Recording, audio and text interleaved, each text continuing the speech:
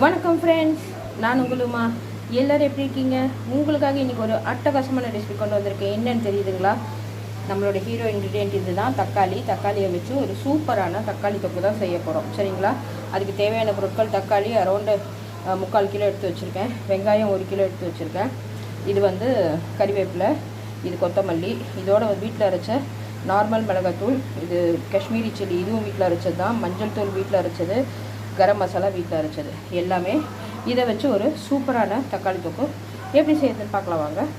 பாருங்கள் ஃப்ரெண்ட்ஸ், இப்போ எண்ணெய் போட்டு நல்லா காஞ்சிருக்கு. இப்போ வந்து நம்ம அதில் நான் கடுகும் ஆல்ரெடி சேர்த்துட்டேன்.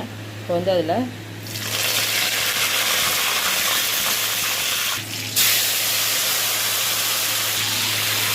கறிவேப்பிலை, கொத்தமல்லி இப்போ நான் ஆட் பண்ணிவிட்டு இப்போது இந்த ஆனியன் வந்து சேர்த்துடலாம். இது எடுத்து பாருங்கள், இப்படியே சேர்த்துடுறேன்.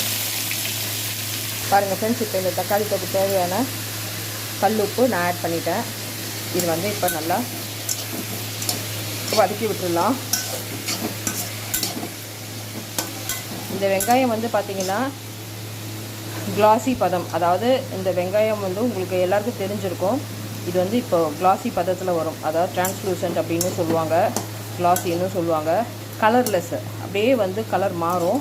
அந்த நேரத்தில் வந்து நம்ம தக்காளி ஆட் பண்ணிக்கலாம். சரிங்களா? பாருங்கள் ஃப்ரெண்ட்ஸ், வெங்காயம் நல்லா கிளாசி பதத்துக்கு வந்துடுச்சு. இப்போ வந்து எடுத்து வச்சுருக்க தக்காளியை ஆட் பண்ணிடுறேன். உங்களுக்கு பார்க்கும்போது என்ன இவ்வளோ இருக்கேன்னு தோணும், ஆனால் குக் பண்ணதுக்கப்புறம் பாருங்கள் குவான்டிட்டி நல்லா குறைஞ்சிரும். தக்காளி வந்து பார்த்திங்கன்னா யூஸ்வலாக ஏழைகளின் ஆப்பிள்னு சொல்லுவாங்க. இந்த தக்காளியை வந்து நம்ம அடிக்கடி ஃபுட்டில் சேர்த்துக்கிட்டோம் அப்படின்னா நம்மளோட ஸ்கின் நல்லா பளபளப்பாக இருக்கும், ரிங்கிள்ஸ் வராமல் இருக்கும், ஸ்கின் கலர் நல்லா வரும். சரிங்களா? இதில் ஆன்டி ஆக்சிடென்ட் நிறைய இருக்குது. இது வந்து பார்த்திங்கன்னா இப்போது இந்த எடுத்து வச்சுருக்கோம் இல்லையா, மசாலா பொடி எல்லாமே சேர்த்துடலாம். கரம் மசாலா, மஞ்சள் தூள், காஷ்மீரி சில்லி, வீட்டில் அரைச்ச நார்மல் சில்லி. இப்போ இதை நல்லா கிளறி விட்டு நல்லா வேக விடலாம். பாருங்கள் ஃப்ரெண்ட்ஸ், நான் எக்ஸ்ட்ரா வாட்டர் ஆட் பண்ணவே இல்லை. இந்த தக்காளியில் இருக்க தண்ணி, இந்த வெங்காயத்தில் இருக்க தண்ணி, அதை வச்சே இது ரெடி ஆகிடும்.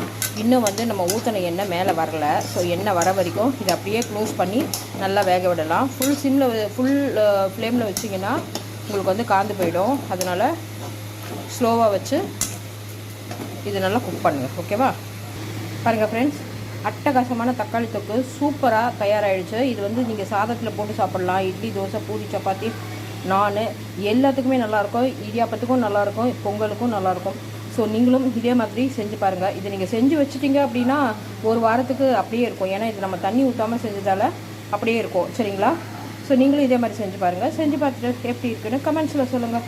உங்களுமா சைனிங் ஆஃப். மறக்க